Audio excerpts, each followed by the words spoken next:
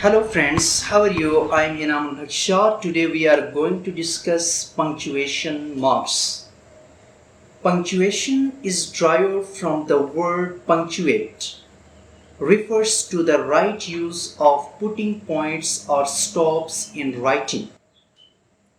So in this lecture, we are going to discuss the uses of comma. So first, the comma represents the shortest pause. A frequent use of comma makes the style jerky and is to be avoided. It should be only used where a slight pause is necessary to make the meaning clear. So some of the rules of comma are as under. First, we use comma to mark off a noun or phrase in opposition. For example, Milton, the great English poet, was blind. After Milton and after the great English poet, we use comma.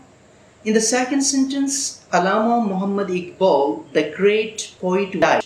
So after Allama Muhammad Iqbal, we use comma. After the great poet, we use comma.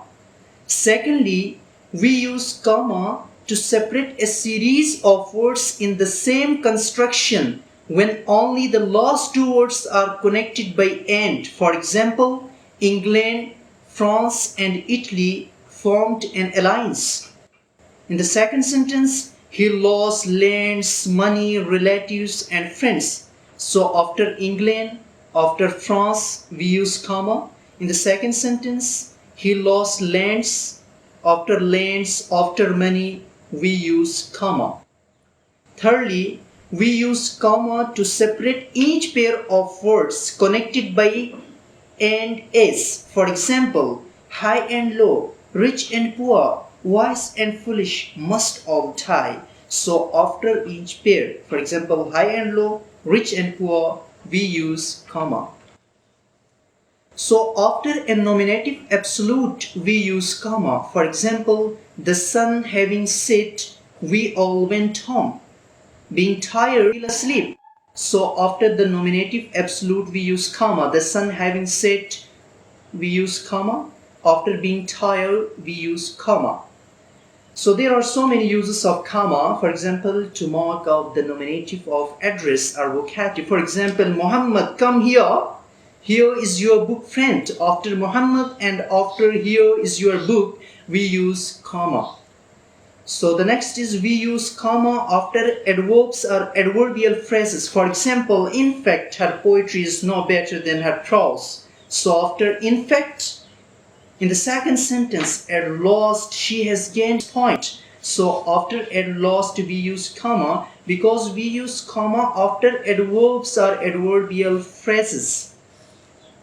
Then when a series of adjectives qualify the same word without being joined by a conjunction, we use comma. For example, he had a long, lean, bronzed face. After a long, lean, we use comma. So the next is we use comma is inserted between the principal clause and the subordinate clause. For example, if you worked hard, you will pass. When the poem reaches the college, he rings the bell. So after if you worked hard, we use comma. When the poem reaches the college, we use comma because we use comma between the principal clause and the subordinate clause. And one thing must be very kept in your mind: when the clause like if, as, when, because is written after the other clause, we do not use comma. For example, you will pass if you worked hard. The point rings the bell when he reaches the college. We do not use comma. The next is when the sentence begins with infinitive, means to plus first form of the verb and present participle. First form plus ing form comma is used. For example, to win the praise, he struggled hard. Sitting under a table, he ate food.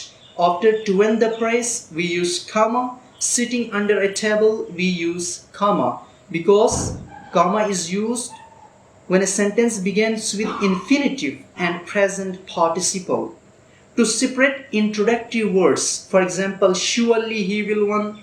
Aslam was not sincere to us, therefore he did not help us. So after introductory words we use comma. There are so many introductory words. For example, therefore, however, actually, by the way, certainly, on whole, furthermore, surely, in spite of, will, indeed, no doubt, for instance, will, etc. These are the introductory words.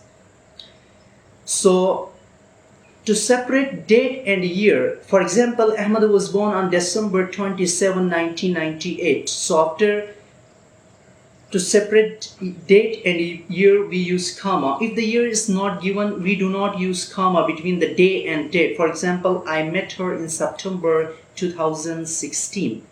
So the other uses of comma are, we can use comma in letters and applications. For example, my dear Bilal, yours sincerely. So we use comma after my dear Bilal, yours sincerely. Okay? To separate tag questions from sentences, we use comma. She's intelligent. Isn't she? We use comma. She's intelligent. Your Anwar, right? After your Anwar, we use comma. To separate tag question from sentences, we use comma. And we use comma to separate direct speech from the reporting speech. For example, he said, I love you. After he said, we use comma here.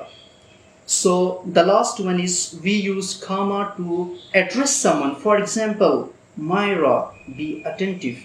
After Myra, we use comma. So these are the some uses of comma. So in the next lecture, we will be going to discuss the full stop, question marks, exclamation marks, semicolon, the colon, and the brackets as well. So thank you for watching the video. For more videos and updates, don't forget to click the subscribe button.